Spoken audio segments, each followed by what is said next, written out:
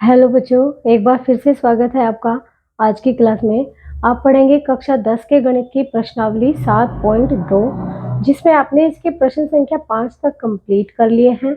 आप पढ़ेंगे आज प्रश्न संख्या 6 और यह है कि यदि बिंदु 1, 2, 4 y x 6 और 3, 5 इसी क्रम में लेने पर एक समांतर चतुर्भुज के शीर्ष हो तो x और y ज्ञात कीजिए। तो ये आपको क्या दिए हैं? आपको दिए गए हैं बच्चों 4 बिंदु हैं ये, ठीक है। और ये 4 बिंदु क्या है? एक समांतर चतुर्भुज के शीर्ष हैं। हम एक समांतर चतुर्भुज बना लेंगे। समांतर चतुर्भुज क्या होता है? जिसकी दो ऐसा चतुर्भुज जिसकी आमने सामने की भुजाएं समांतर होती हैं वो समांतर चतुर्भुज होता है। समांतर भी होती हैं और बराबर भी होती हैं, ठीक है। ये भुजा जो है इसके इक्वल और पैरेलल, बराबर और समांतर, ये भुजा इसके बराबर और समांतर, तो ये आपका समांतर चतुर्भुज है। मान लिया बिंदु ए के निर्देशांक क्या है? 1, 2, और बिंदु बी के निर्देशांक क्या है? 4 y, बिंदु सी के निर्देशांक है x और 6, और बिंदु डी के निर्देशांक है 3, 5, ठीक है। तो समांतर चतुर्भुज की प्रॉपर्टी क्या कहती है कि जो विकर्ण होते हैं, विकर्ण AC विकर्ण होगा ना, दोनों विकर्ण AC और BD वो परस्पर समद्विभाजित करते हैं। मान लिया बिंदु O पर मिलते हैं ये, तो वो समद्विभाजित करते हैं, मतलब जो AC का मध्य बिंदु होगा वो ही BD का मध्य बिंदु होगा, ठीक है। ये समांतर चतुर्भुज की एक प्रॉपर्टी है, ठीक है। तो क्या लिखेंगे कि माना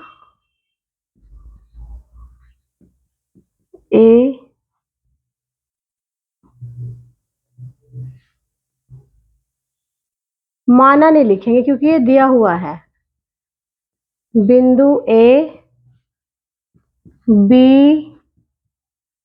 C तथा D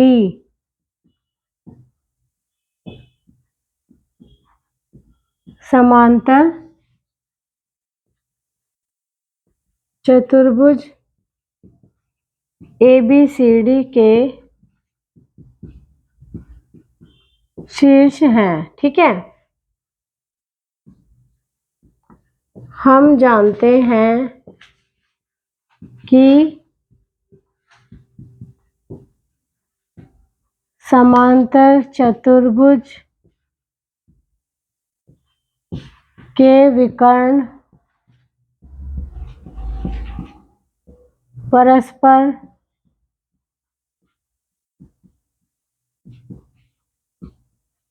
समद्विभाजित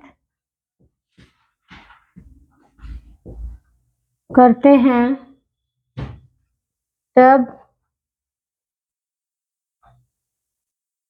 AC का मध्य बिंदु बराबर होगा BD का मध्य बिंदु। AC का मध्य बिंदु क्या होगा? BD का मध्य बिंदु। अब AC का मध्य बिंदु क्या होगा? यहां से देख लीजिए, AC का मध्य बिंदु x1 प्लस x2 बटे 2, y1 प्लस y2 बटे 2, मतलब 1 प्लस x बटे 2, 1 प्लस x बटे 2, और B निर्देशांक क्या होगा? 2 प्लस 6 बटे 2, 2 प्लस 6 बटे 2, ये होगा आपका AC का मध्य बिंदु। यहां से देखेंगे BD का 4 प्लस 3 बटे 2, 4 प्लस 3 बटे 2, कोमा y प्लस 5 बटे 2, ये होगा, ठीक है। अब क्या करेंगे? यहां से जो x निर्देशांक है उसको बराबर ले लेंगे और y निर्देशांक है उसको बराबर ले लेंगे। मतलब क्या होगा कि 1 प्लस x बटे 2 बराबर क्या होगा? 4 प्लस 3 बटे 2, 2 से 2 कटेगा, 1 प्लस x आ जाएगा, 4 प्लस 3 कितने हो गए? 7, x आएगा 7 माइनस 1 और x आ जाएगा आपका 6, ठीक है। y कैसे आएगा?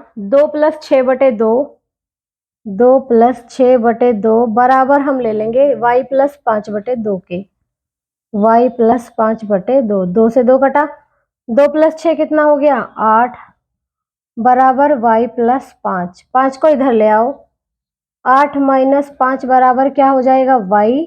8 माइनस 5 कितना होगा 3, और इसको ऐसे लिख देंगे y बराबर कितना आ गया 3। तो आपके x की वैल्यू क्या होगी 6 और y की वैल्यू क्या होगी 3, और यहाँ पर आपको x और y ही ज्ञात करना था। चलिए नोट कीजिए।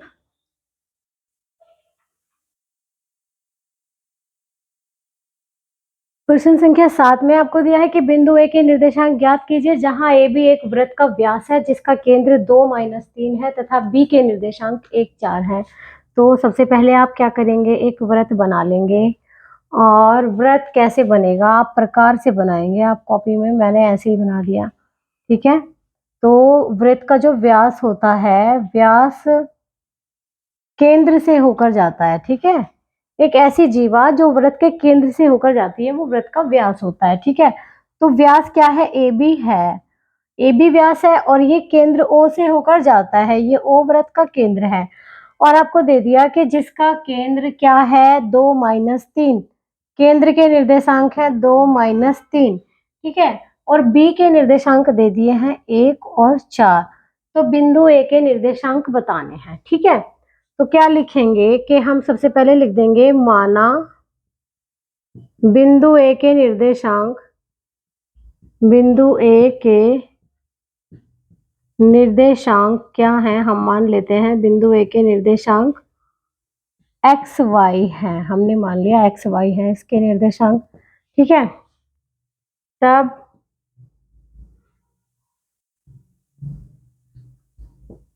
व्यास ए बी का मध्य बिंदु क्या होगा, वृत्त का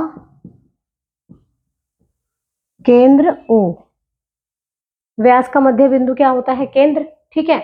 तो ए बी का मध्य बिंदु क्या है, इसके निर्देशांक को हमने एक्स वाई लिया है। तो x1 प्लस x2 बटे 2, x प्लस 1 बटे 2, क्या लिखेंगे x प्लस 1 बटे 2, कोमा y प्लस 4 बटे 2, क्या लिखेंगे y प्लस 4 बटे 2, बराबर वृत्त का केंद्र O। O के निर्देशांक क्या है 2 माइनस 3। तो हम क्या करेंगे, x वाले निर्देशांक को x वाले के बराबर लेंगे, y निर्देशांक को y के बराबर। तो जब इसको लेंगे, हमने कैपिटल X ले रखा है वो, तो आप यहाँ पर कैपिटल X y ही ले लीजिए क्योंकि हमने ये माना है, ठीक है। तो x प्लस 1 बटे 2 बराबर क्या हो जाएगा 2। जब इसकी क्रॉस मल्टीप्लाई 2 इधर जाएगा तो गुना में जाएगा ना, x प्लस 1 बराबर क्या होगा 2 दूनी 4, और x क्या आ जाएगा 4 माइनस 1, x क्या आ जाएगा 3। तो x का मान आपका क्या आ गया है 3, ठीक है। ऐसे ही y निकाल लेंगे। y प्लस 4 बटे 2 किसके बराबर रखेंगे, -3 के। तो हम लिखेंगे y प्लस 4 बटे 2 बराबर -3। ये 2 जब इधर जाएगा तो गुना में जाएगा, तो आप लिखेंगे y प्लस 4 बराबर 2 तिया माइनस का 6, और y आ जाएगा -6 -4, और y आ जाएगा आपका -10। x का मान 3 आएगा और y का मान -10। चलिए नोट कीजिए।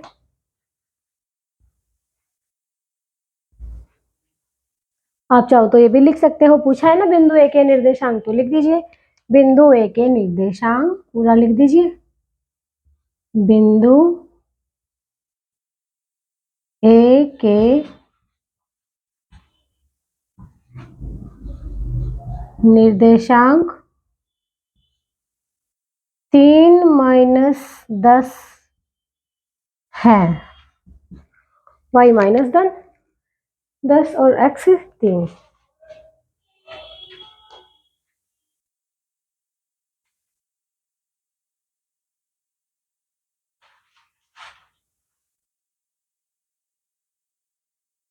प्रश्न संख्या 8 में आपको दिया है कि a और b क्रमशः -2 और 2 -4 हो तो बिंदु P के निर्देशांक ज्ञात कीजिए, और आपको ये कंडीशन दी है AP बराबर 3/7 AB। तो आप क्या करेंगे, सबसे पहले आप देखेंगे कि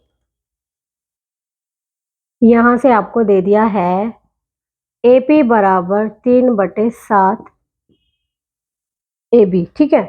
तो आप क्या करेंगे, इसको इस तरह से लिख लेंगे कि ये इसका A B upon A P का रेशो क्या होगा। यहाँ से देखेंगे, जब आप ए बी के नीचे ए पी को इधर लाएंगे गुना में, तो ए पी के नीचे आएगा, तो क्या होगा आपका ए बी बटे ए पी, ये होगा ना, ए बी बटे ए पी। और इसको इधर लेकर जाएंगे गुना में, तो 7 तो आ जाएगा ऊपर और 3 कहाँ जाएगा, नीचे। ठीक है, ये इस तरह से आ जाएगा। या फिर एक काम करेंगे, आप ए बी को इधर ले आओ, ए बी जब इधर आएगा तो कैसे आएगा, ए पी बटे ए बी, ऐसे आएगा ना। और यहाँ पर क्या बचेगा आपका, 3/7। या इसको ऐसे लिख लेंगे, ए बी बटे ए पी, उल्टा लिख लें, ए बी को ऊपर ए पी को नीचे ले आए, तो क्या आ जाएगा, 7/3। अब ये एक रेखा बना लेंगे आप, ए बी बड़ा है, इसका मतलब ये जो है ए बी, ये क्या है, बड़ा है, क्योंकि ए बी कितना है, 7 भाग, और ए पी कितना है, 3 भाग। यहाँ पर कोई बिंदु है P। अब ए पी 3 है और ए बी पूरा 7 है, तो पी बी क्या होगा, हमें तो यहाँ अनुपात चाहिए ना। तो आप क्या करेंगे, ए बी को ए बी के 2 भाग कर लेंगे, ए बी क्या होगा, ए के निर्देशांक लिख लो -2 बी के निर्देशांक 2 - 4। ठीक है, तो यहां से ए बी क्या होगा, ए बी होगा A P plus P B upon में ए पी बराबर, ए पी कितना है, 3 है ना, ए पी 3 भाग है, तो इसको क्या लिख लेंगे, 3। 7 में से 3 गए तो कितना बचेगा, 4। 7 को हम क्या लिख सकते हैं, 3 + 4 बटे 3। तो जब इसको हम अलग अलग करके लिखेंगे तो क्या आएगा, ए पी बटे A P plus P B बटे ए पी, 3/3 प्लस 4/3।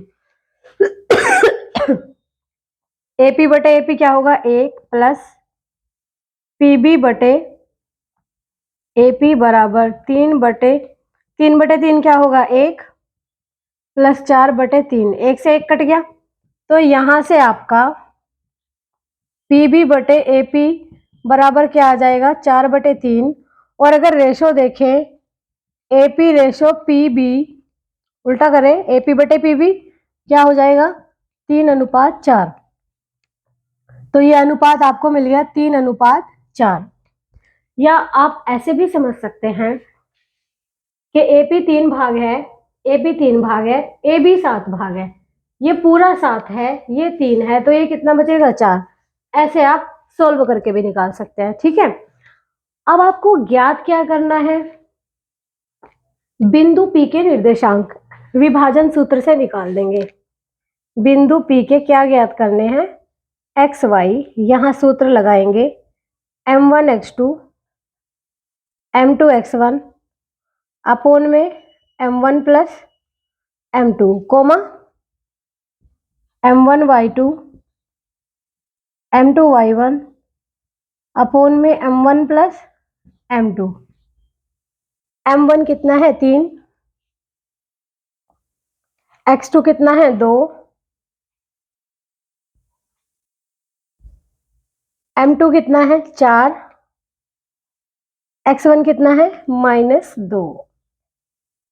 ठीक है, अपोन में क्या आ जाएगा, 3 + 4 m1 + m2। यहाँ देखिए m1 कितना है, 3, और y2 है -4 प्लस m2 कितना है, 4, और y1 है -2। अपोन में क्या आएगा, 3 + 4, तो 3 दूनी कितने होंगे, 6, और 4 दूनी -8 बटे 3 और 4 कितने हो गए, 7, कोमा 3 चौक -12, 4 दूनी -8, क्योंकि माइनस है यहाँ पर। ठीक है, 4 और 3 7,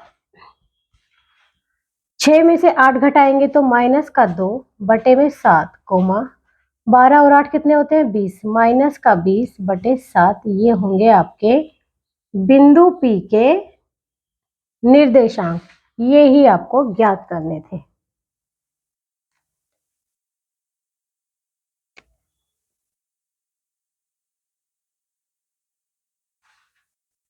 प्रश्न संख्या 9 में दिया है कि बिंदुओं ए और बी को जोड़ने वाले रेखाखंड ए बी को 4 बराबर भागों में विभाजित करने वाले बिंदुओं के निर्देशांक ज्ञात कीजिए। देखिए, विभाजन सूत्र से भी हो सकता है और एक सबसे आसान तरीका मैं आपको बताती हूँ, बहुत आसान, मध्य बिंदु के सूत्र से भी आप इसको ज्ञात कर सकते हैं। कैसे?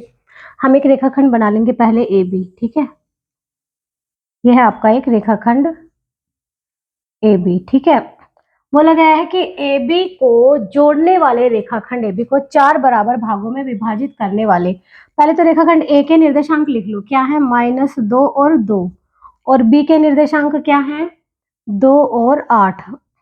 इस रेखाखंड को 4 बराबर भागों में विभाजित करने वाले बिंदु कितने होंगे? 4 बराबर भाग करने हैं, इसके अंदाजे से कर लेंगे हम। ये 4 बराबर भाग हो गए इसके, ठीक है। मान लिया ये बिंदु P है, ये बिंदु Q है, ये बिंदु R है, ठीक है। अब P Q R के निर्देशांक हमें बताने हैं, तो हम क्या लिखेंगे? रेखाखंड AB को 4 बराबर भागों में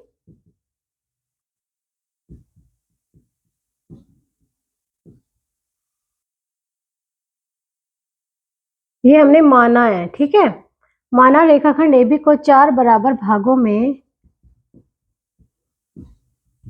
बांटने वाले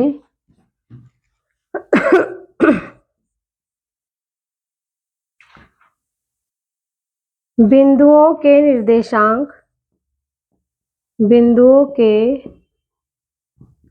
निर्देशांक P Q तथा R है। मतलब 4 बराबर भागों में ये भाग, ये सभी भाग बराबर हैं।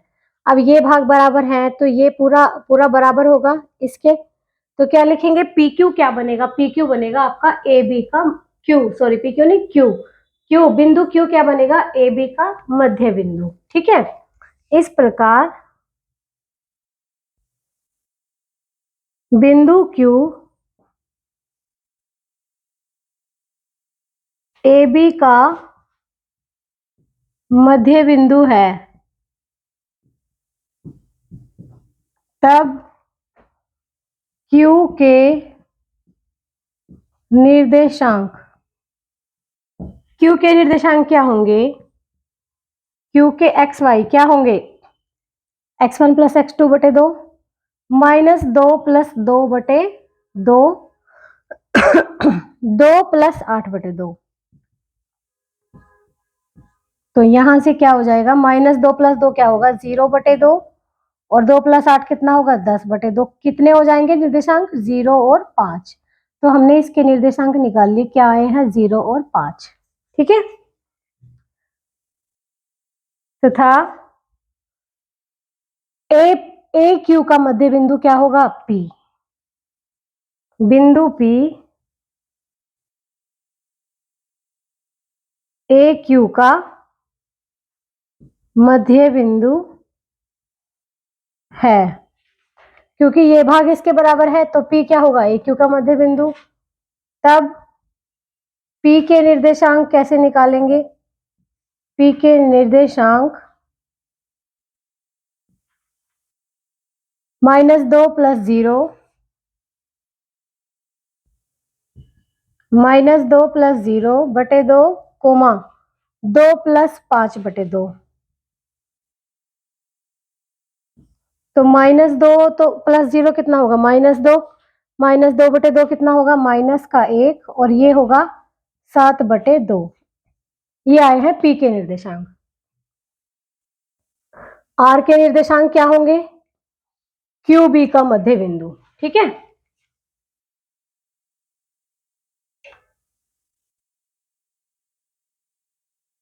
इसी प्रकार बिंदु R QB का मध्य बिंदु है, तब R के निर्देशांक क्या होंगे? R के निर्देशांक, R के एक्स वाई क्या होंगे? 0 plus 2/2, 5 plus 8/2, 0 plus 2/2, 5 plus 8/2। 0 plus 2 कितना होगा? 2, 2/2 क्या आएगा? 1, 5 प्लस 8 कितना होगा? 13, 13/2। और ये ही आपके सही आंसर है। तीनों बिंदुओं के निर्देशांक आ गए आपके।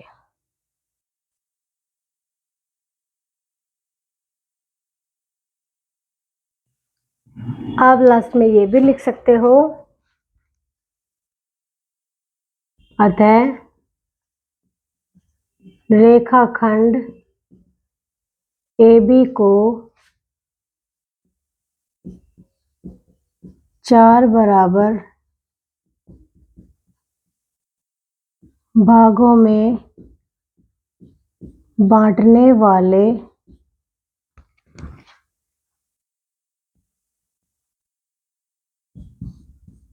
बिंदुओं के निर्देशांक पहले P के लिखेंगे, -1 7/2, कोमा, फिर Q के लिखेंगे 0 5 तथा फिर हम लिखेंगे R के 1, 13/2 है। ये आपका सही आंसर होगा।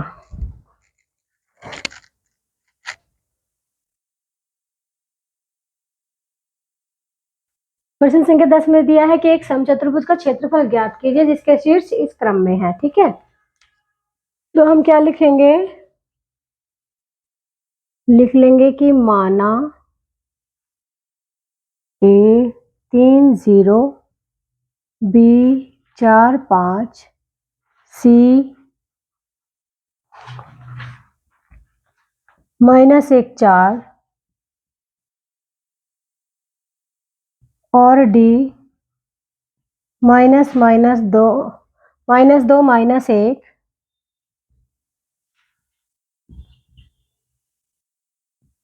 समचतुर्भुज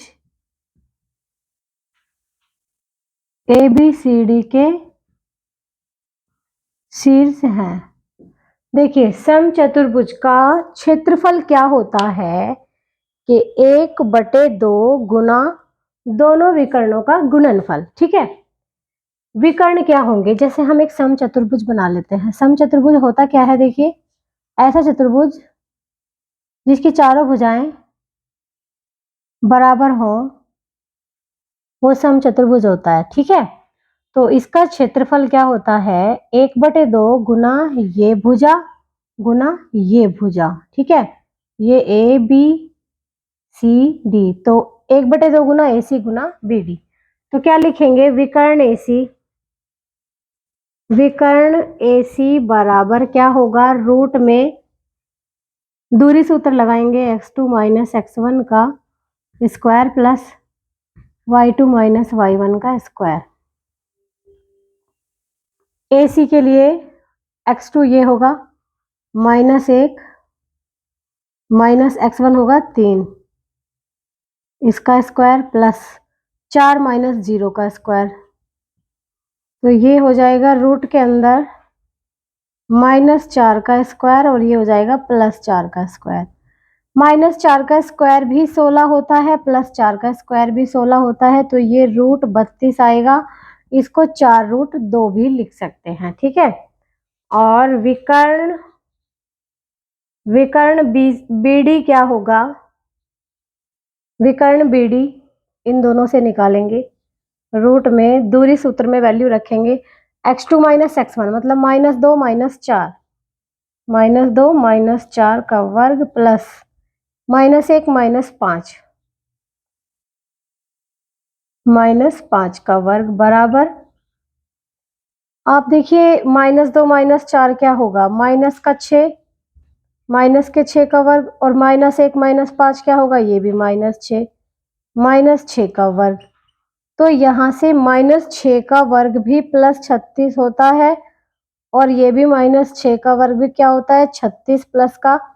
तो रूट में आ जाएगा 72, जब रूट खोलेंगे तो 6√2 आ जाएगा।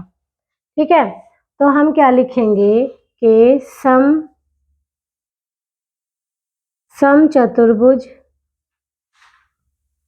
ABCD का क्षेत्रफल बराबर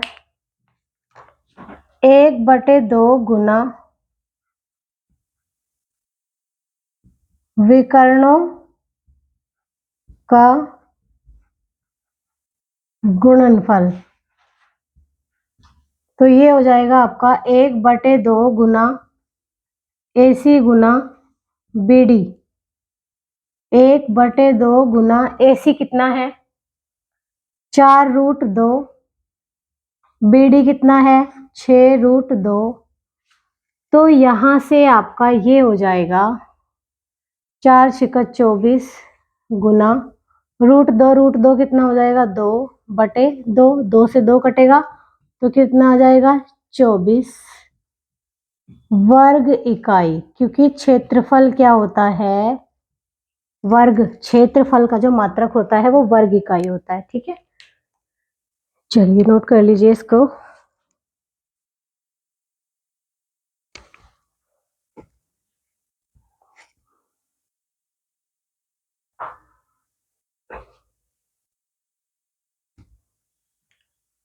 तो प्रश्नावली 7.2 में आपके इतने ही प्रश्न थे और आपकी प्रश्नावली कंप्लीट हो गई है। तो चलिए मिलते हैं फिर आपसे अगली क्लास में प्रश्नावली 7.3 के साथ।